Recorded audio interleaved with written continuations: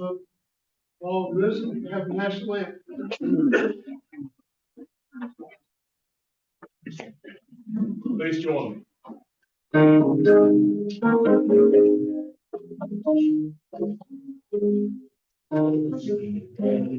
Sweet, I love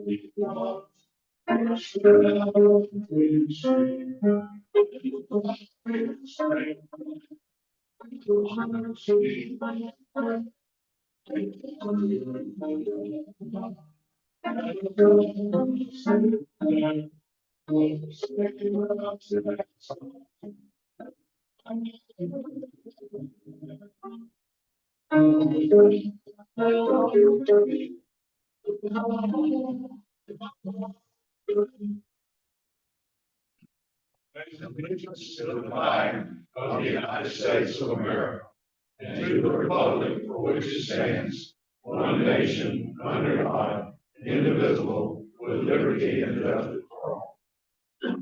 Thank you. Please remain standing. Revocation be brought to us by the legislature.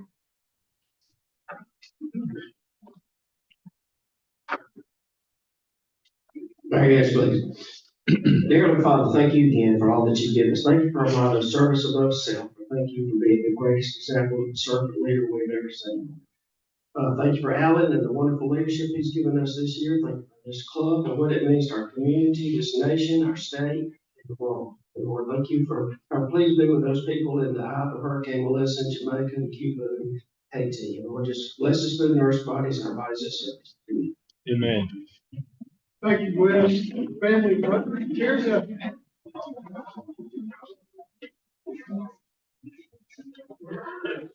Thank you, President Allen. Good morning, everybody. We're going to do something a little bit different today. If you know me, I'm about different sometimes. But first, we're going to celebrate birthdays. That was the appointed job. Lynn Molly on the 28th, along with Chuck Jackson. There's a pair also on the 29th, James Buffini and Valerie Russell. And then Bo Thaggart, not looking any older, but October 30th. I'd almost be afraid to ask Bo how old he is. And then Donna Tomley, who's looking younger every day on November the 9th. We also want to acknowledge anniversaries for Jerry Atkinson and Jane on November the 6th. And also, I did not know this until today, David Hanks was telling us, keep Jerry Atkinson in your thoughts and prayers. He had a stroke in his eye. I've never heard of having a stroke in his eye, but I understand, David, he's okay except for that, because I mean, I know that's major, but he's okay except, so keep him in your prayers. And also Arthur Gardner, who just really kind of fell on some hard times and had an infection and everything. He's doing much better. Arthur is supposed to be back on the 10th of November. Now, the part that's different today, and I would be remiss if we didn't cover this. First of all, let's give Doug, our auctioneer, a big round of applause.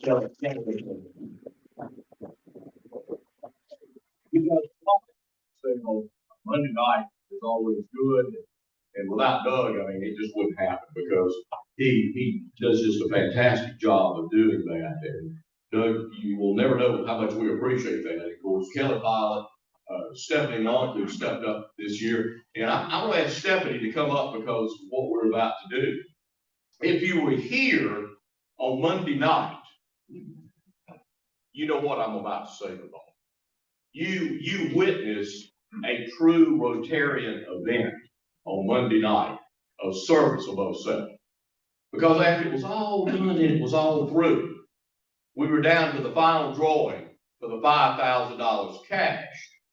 And it got down to 3 people, Brandon Hurst, Adam Dozier, and Greg Gregory. They were 3 people in the pot. And Mr. John Watson wanted to give some more. He'd already participated, as many of us had. And so we're going to split the pot 3 ways. Only problem was, Brandon wasn't here. And so here starts the phone calls, trying to find Brandon. We're gonna wait 5 minutes, and I guess we were just gonna kick him out. Is that what we're gonna do? I think we weren't gonna kick him out. Okay. Gonna find him. We found him, but it happened to be, I think he was with Shane Sinkfield, and so Shane, not being here, said, I got an idea if they want to split. So they decided they'd split about $1,600 and some odd dollars a piece. But Shane said, if y'all can raise $5,000 in the next 10 minutes among the people that's left, in the spirit of Rotary, I'll give $5,000. So, you know, we weren't going to miss that opportunity to $10,000. And so, my golly, we raised that $5,000 in just a few minutes. Because after they split, all the 3 people that split, they gave part of theirs back. And we all jumped in. I jumped in. We all jumped in and we raised that $5,000. And Mr. John Watson said to me, he said, well, you know what? Said, get Shane back on the phone. If he'll give another 5, I'll give 5. So we got him back on the phone. And he gave 5, and John gave 5. So y'all give John Watson a big round of applause.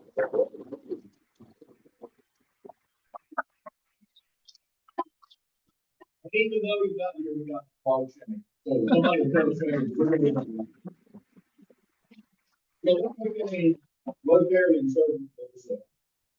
We want to make this a record-breaking year because you know all this money takes care of this facility or helps take care of this awesome facility. So Stephanie wants to go keep up with this.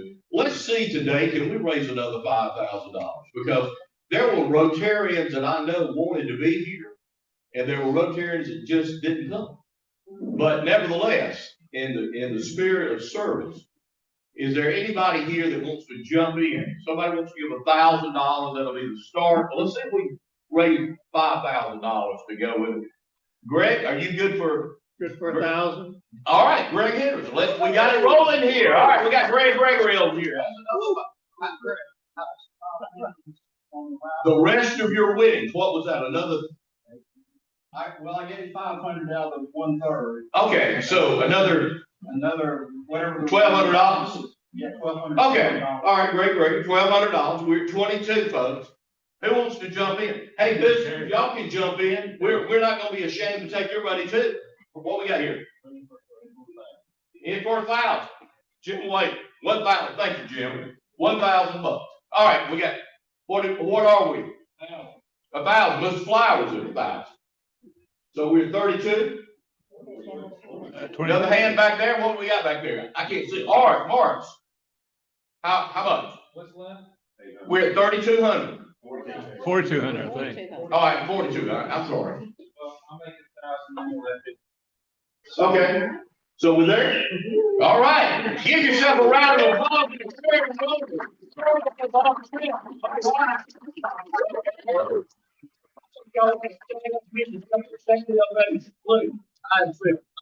All right. I wanted to thank a few people too, that made this possible and give y'all a preliminary number. With what we just raised, it looks like it's gonna be a record year at $70,000.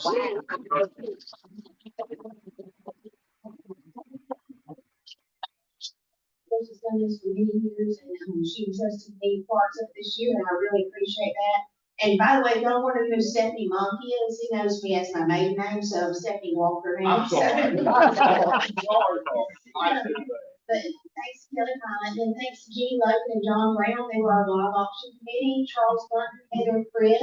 Of course, Doug Blankenship for doing, our auction, because if I did it, it would be here today. Mike and Sheila Azar worked the checkout for us, James Etheridge and Jason Rudd worked the crowd for us. We had some road racks from Wallace College here, and again, those at the very end, thank you so much for bringing it up and for everyone that contributed today. I really appreciate it, and the club really appreciates it. Thank you.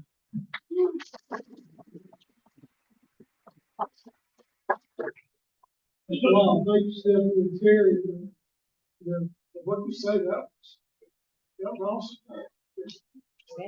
Just look around and see who you're serving with. And what a great club, and truly service above self. Thank each and every one of them. Introduction of guest visiting Rotarians.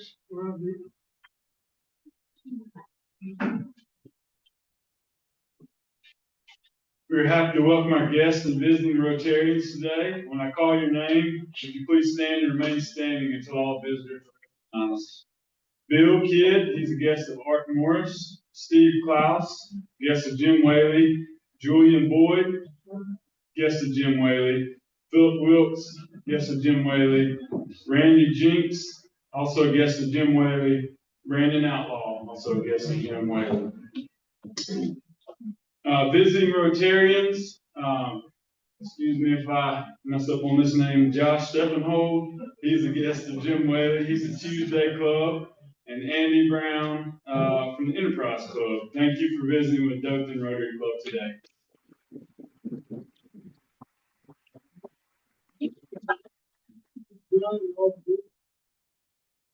Camp Aston, Josh Marty.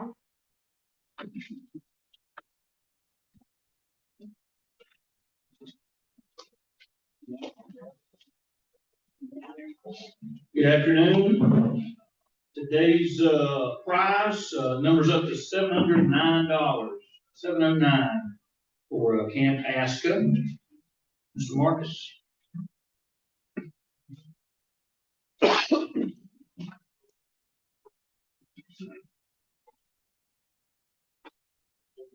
Last three is 386.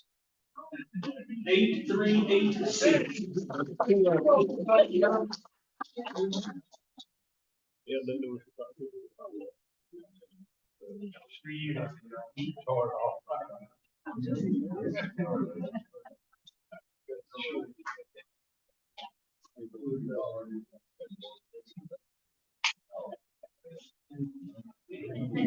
Nine of dimes.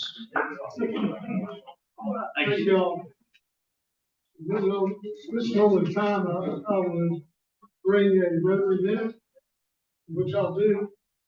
But what I wanted to cover today is, October 24th is World Polio Day, which is last Friday.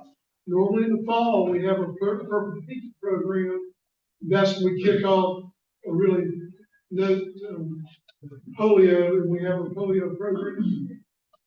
If you were here a few weeks ago when our Purple Peak chairman from the district, Mike Slade, was here, you may recall we moved the Purple Peak program until the week of April 27th, which will be actually World Immunization Week. We'll have a little bit more of an impactful polio program at that time. As you know, across the globe, all clubs play a critical role in hosting events to increase awareness about polio and raise funds to eradicate it. Most people who have heard of polio believe it no longer exists.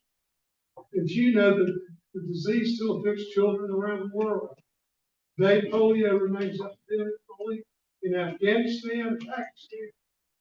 While this is a testament to the great work of Rotary and its partners over the past 40 plus years to reduce the disease by 99.9%,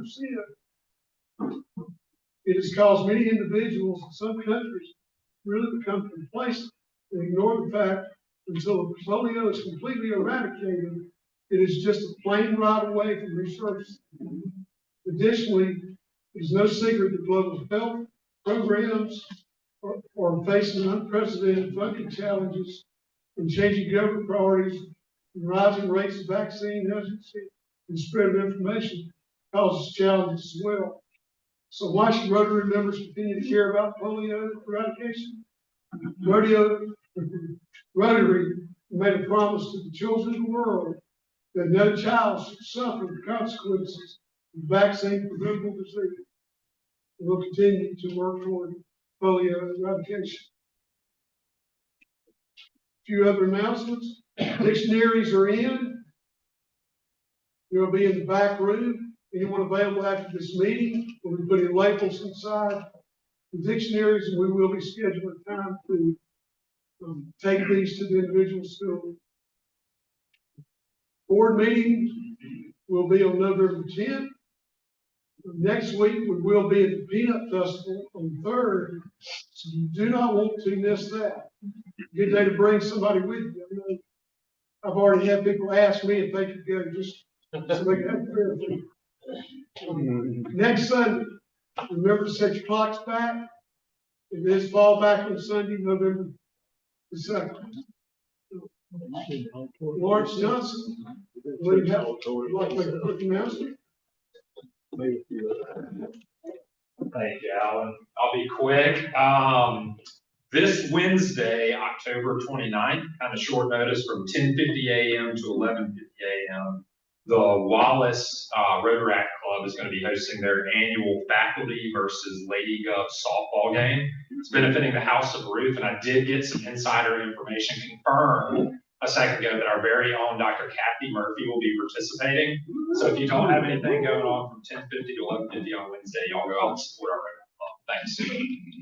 Thank you, Lawrence. Now it's a great honor and always a pleasure. I'd like to have Walter Hill and Aaron Finn come forward. Les Pinkert and McDowell come forward.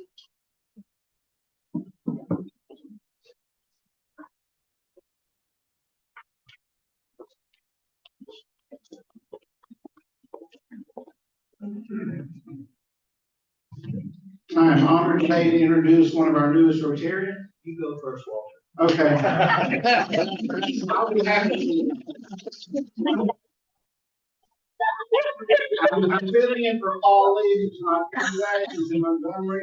And also, I was gonna ask Troy Fountain to come forward because he's one of the main reasons that, Paul and I even met Aaron. But Aaron Finn, grew up here in Dothan, then he attended Auburn, where he got his bachelor in finance, and then University of Florida, where he got an MBA with a concentration in finance.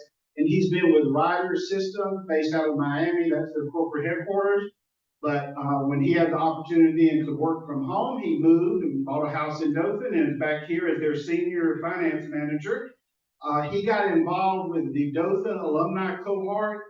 Some of you I know are familiar with that from Troy Fountain when he started this program now, I guess about 4 or 5 years ago with the Wiregrass Foundation, where they bring back high school graduates from the Dothan area schools, or they get involved, people that had moved back and been gone from Dothan for a while. So Aaron signed up and participated in that in the last cohort that they had. And Paul and Ellen Lee and Melanie and I hosted a dinner for a group of those. And seated at Paul Lee's dining room table, Aaron made the mistake of saying, well, how do I get involved in things in Dothan? So 30 minutes later, he knew all about Wiregrass United Way and Dothan Rotary Club. And so it's my honor to introduce our newest Rotarian, Aaron Finn.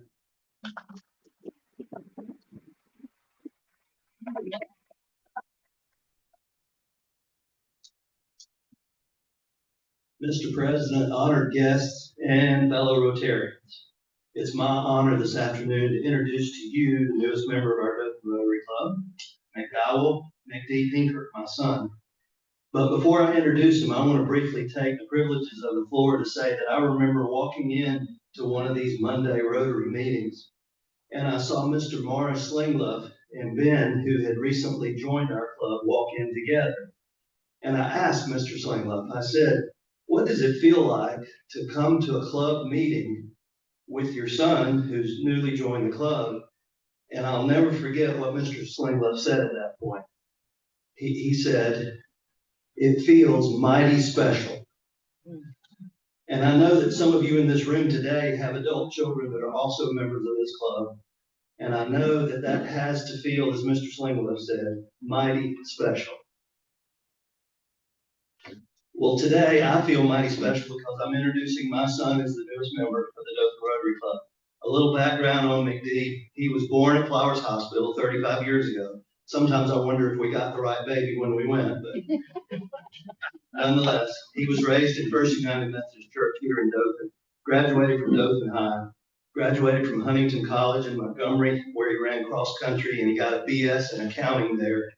He also received his MBA from a top 20 business school in the country, the University of North Carolina in Chapel Hill. He served as an officer in the U.S. Army and was with Special Forces on a tour in Afghanistan. It's one of the toughest times in my life for my wife and I, when we go as long as 14 days at a time, just hoping that he would call and we could hear his voice. After his stint in the Army, he moved to Birmingham and married Andrea Darby. They first met in kindergarten. That's kind of interesting, over at First Presbyterian Church here in town. And they didn't really care for each other at the age of 5. But they found each other later on. His work experience in Birmingham includes, he worked with KPMG and also with Philip Morris in corporate accounting, similar, sounds like, backgrounds. Together, McD and Andrea that I just mentioned, they have one son, Dal, and have a new brother that's due to arrive, or Dal has a new brother due to arrive before Christmas. McD and his family have now moved to Dothan, and he's involved in working in our practice in the financial services world with Edward Jones. Fellow Rotarians, please help me in welcoming our newest Dothan Rotary Club member, McDowell Finker.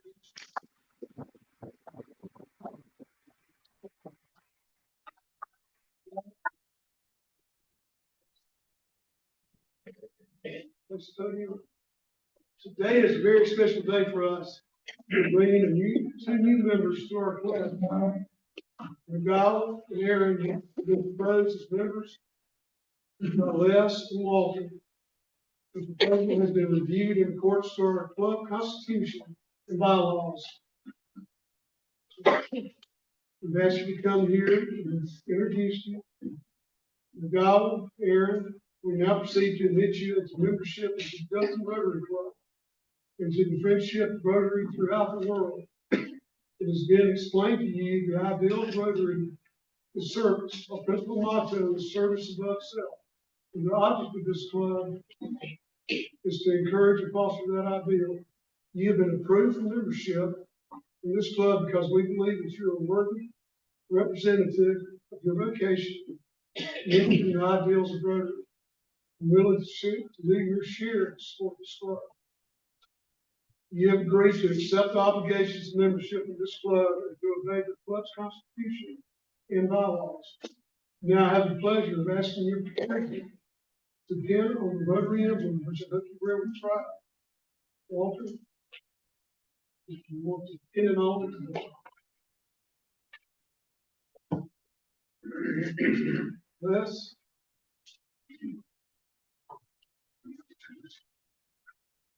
We do have the Rotary pins, and we hope you wear it with pride.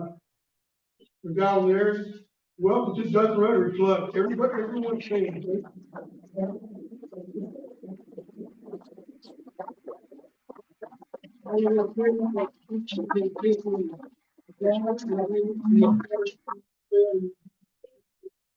please.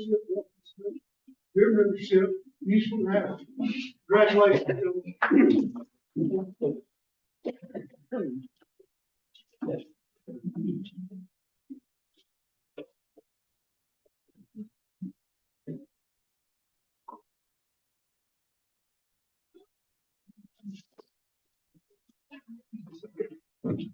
Welcome, gentlemen. Now, today's program brought to us by Mr. Jim Whaley is State Representative Rhett Marques.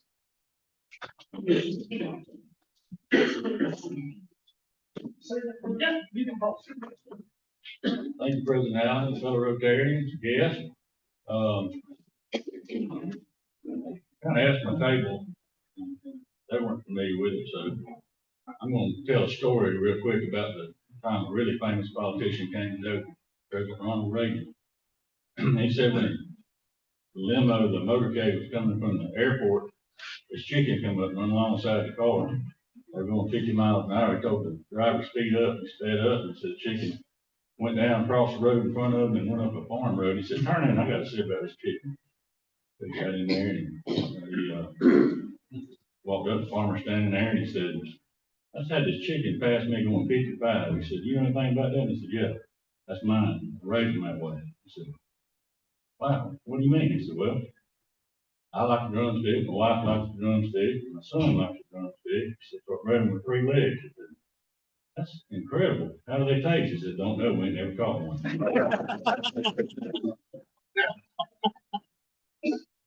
So I'm telling another story about how I met Rhett Marques nearly 30 years ago. And Mary Christian, daughter of a friend of mine, Bill Jones from Selma, Alabama. We're in the tire business.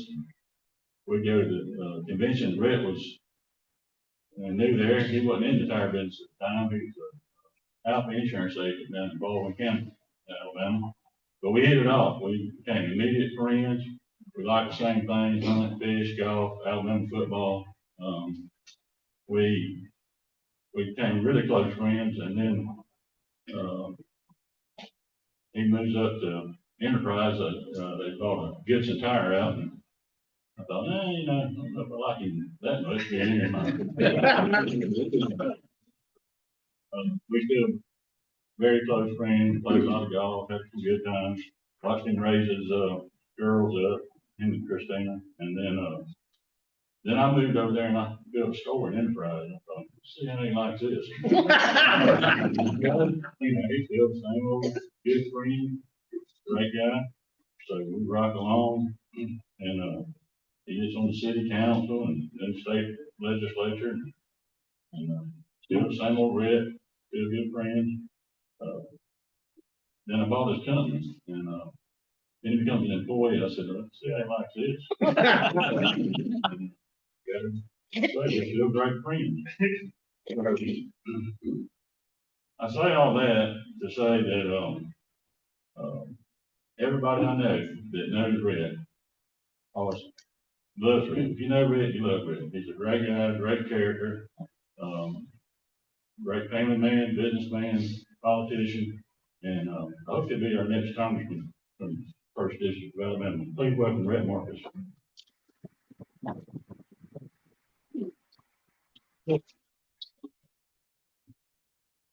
Someone's come down here, I don't feel comfortable standing way out there. I'm not afraid of heights, but still and all. Jim, thank you for the kind words, and really great to be with y'all here today. And I really appreciate Jim inviting me to let me speak to y'all. And I'm gonna keep my remarks fairly short, so hopefully we can take some questions here at the end. But I want to start off by saying I am also a Rotarian.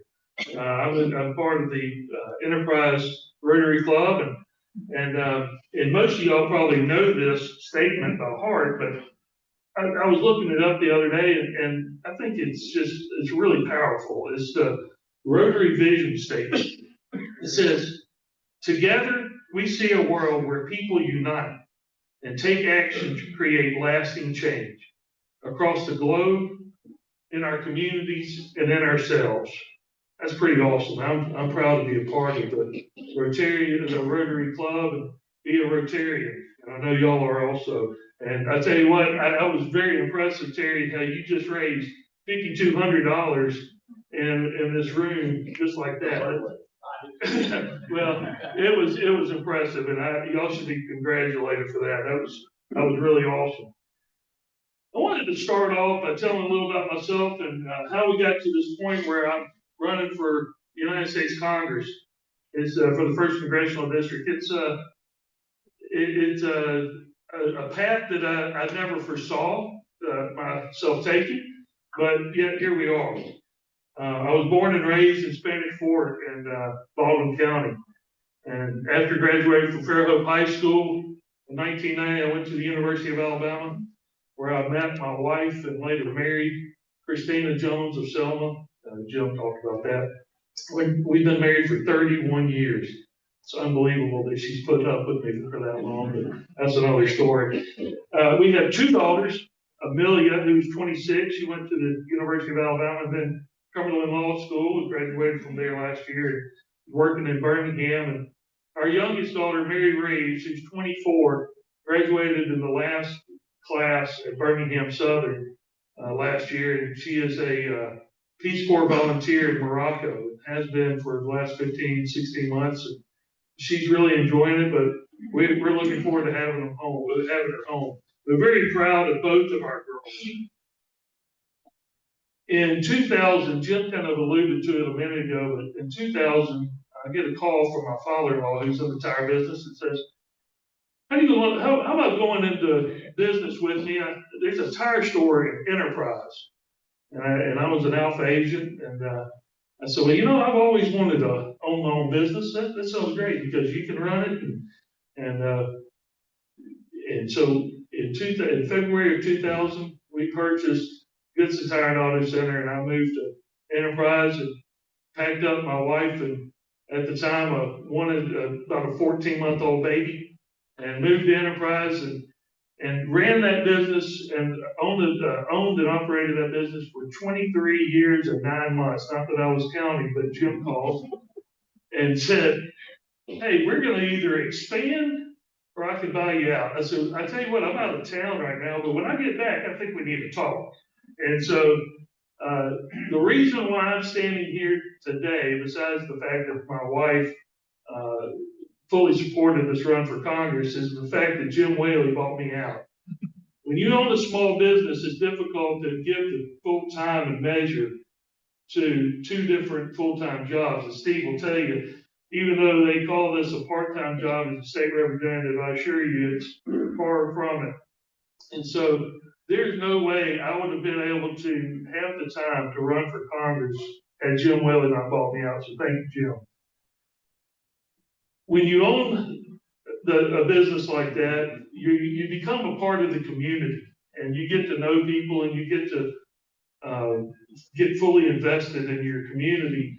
And I wanted to serve and give back. So I ran for and won the Enterprise City Council race. And then 2018, I ran for state representative and it's been my distinct honor and privilege to be the state representative for District 91 in Coffee County. And it's a humbling thing when you get to serve like that. And Steve is here, and unfortunately Paul and Jeff couldn't make it, and some of the others, but I want to take a moment to talk about the delegation that we have, and it has been built in the Wiregrass.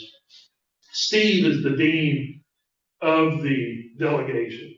He's been there since 1994, and he's been a great mentor to each and every one of us that's been come behind. We are blessed in the Wiregrass to have a delegation such as we have. It is not normal, I assure you. It is the exception to the rule. And Steve's been there long enough, he can tell you. But we have worked very hard together. We actually enjoy each other's company. And our wives enjoy each other, and we even travel together. So this is not something that you will find in other parts of the state. But in the Wiregrass, we work as a unit. We work as a team.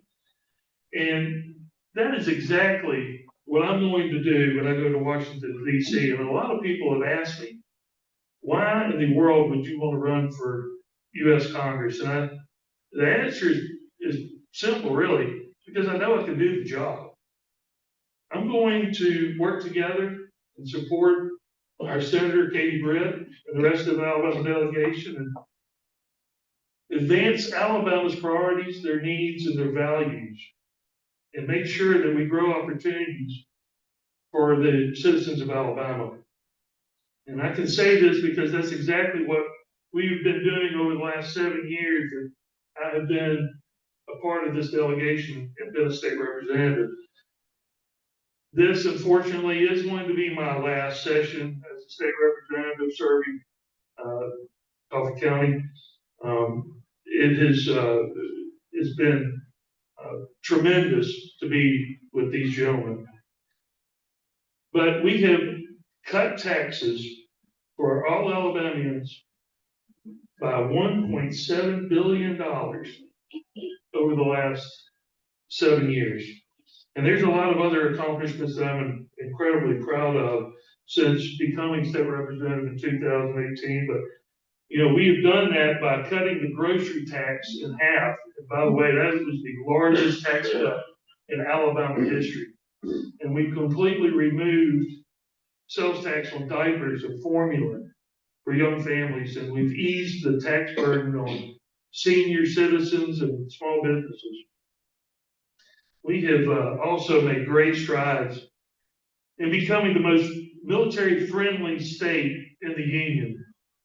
We passed the Military Families Jobs Opportunity Act, which eases the burden on military spouses by providing reciprocity on occupational license. So if a spouse, a military spouse, was a nurse in Colorado and moves to Alabama, that license will be accepted here in Alabama. And actually, Paul Lee, chairman of the health committee that I'm a part of, was largely responsible for that bill.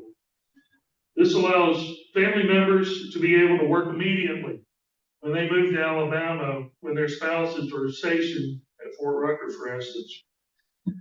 We also mandated that children of military service members are allowed to join their sports team in their new city, even if they arrive to that state outside, to their new city, even if they arrive to our state outside of the registration or trial period. Children should not be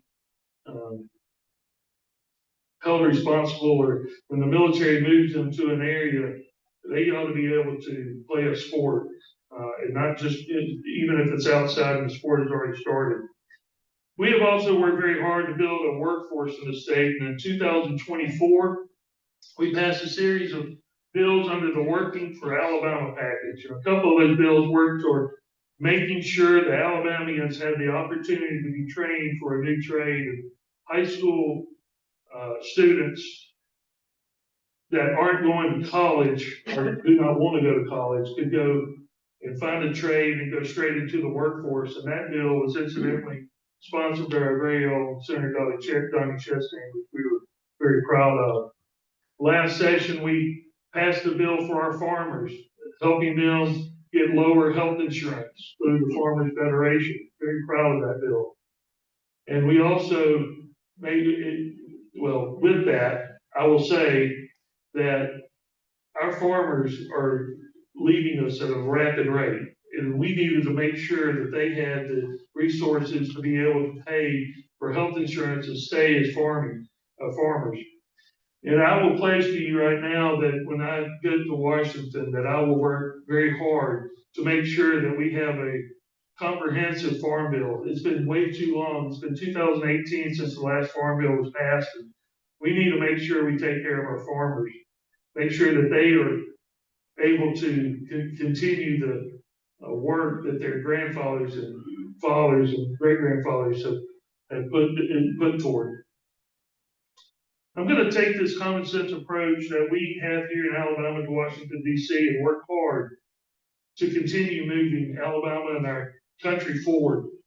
I'm going to do that by fighting and continuing the hard work for our families, our children, our farmers, our military, small businesses, our economy, and our education.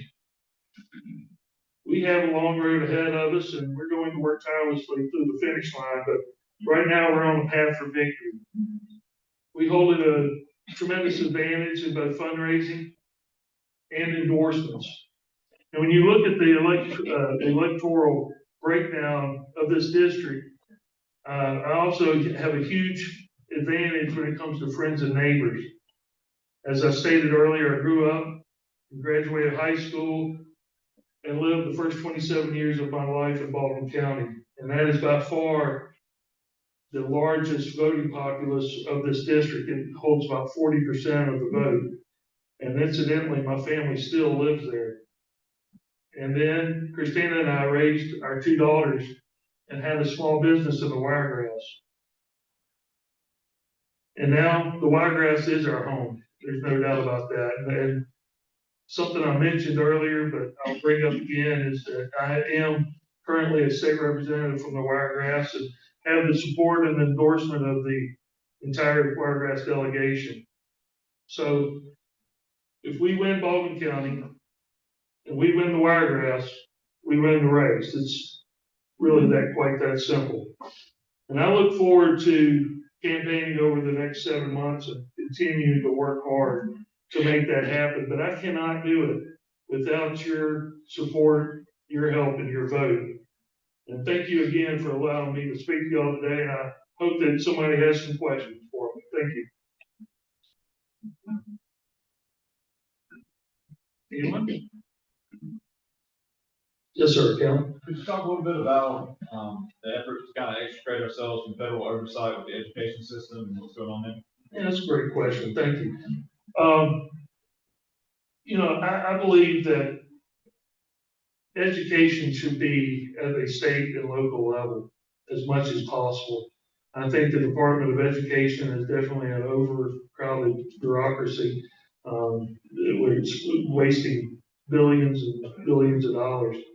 A couple of years ago, we passed a bill for school choice, to give the parents the ability to decide where their children are gonna go to school.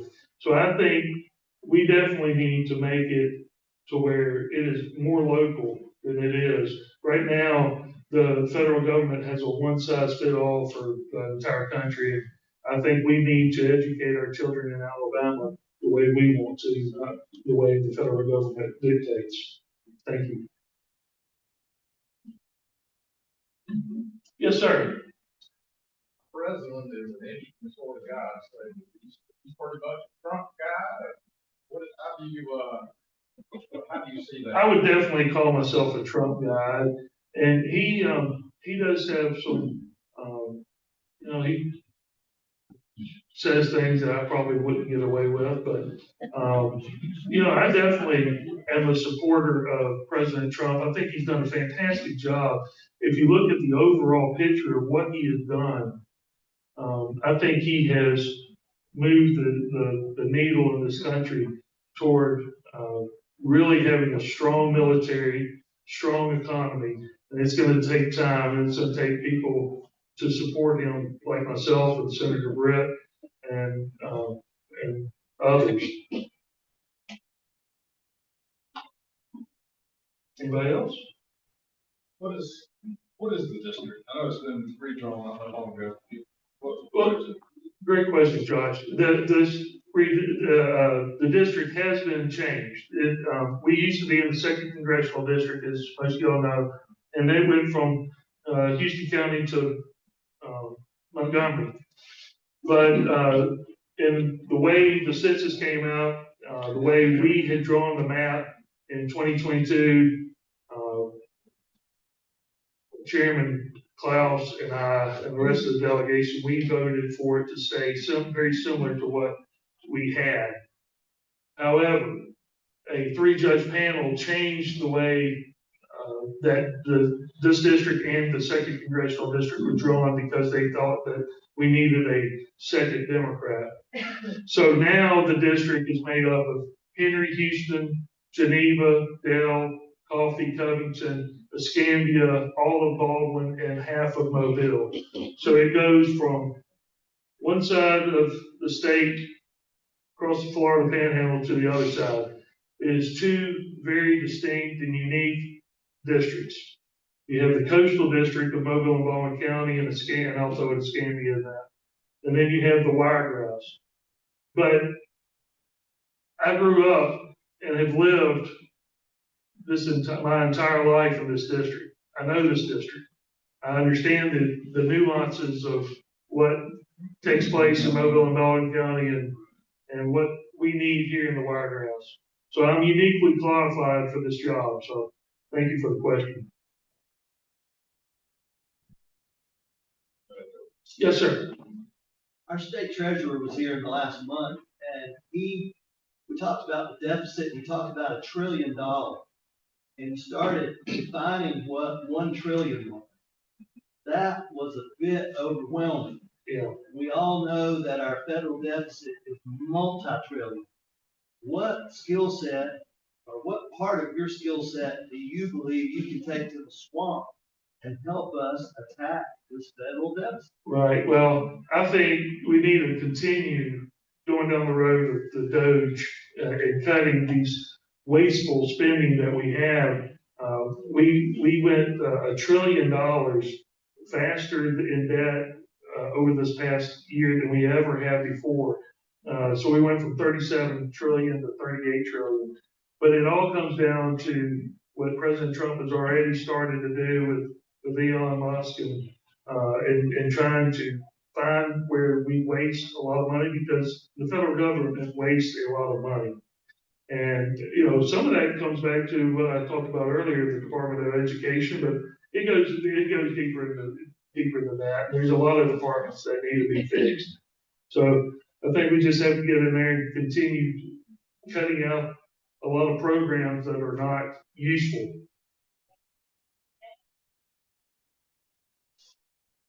All right, well, thank you all so much for having me. I truly appreciate it.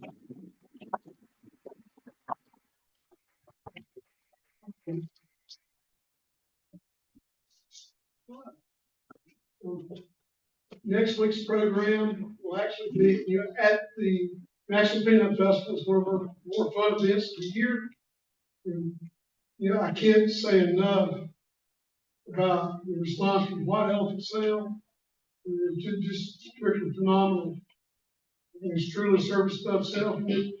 Look around the room, they've set the bar for what a Rotary Club should do. The first White Elephant Sale raised $41. I'm told that we'll have the end of this year is phenomenal. And if you look around, it stays right here. It can be used for no other purpose than to support the Wiregrass Rehabilitation Center camp. It stays right here. That's just a testament to this group. Welcome to McDowell and Eric. Welcome to the club. Glad to have you. Just a reminder, dictionaries are in the next room. We should be putting labels in those immediately after this meeting. Our next board meeting will be on the 10th. Thank you to all the guests we here today and everybody who's up to this program together. If you will, let's all rise. So the 4-way tennis. Of the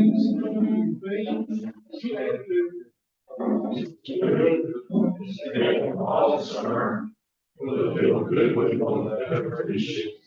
Will be beneficial.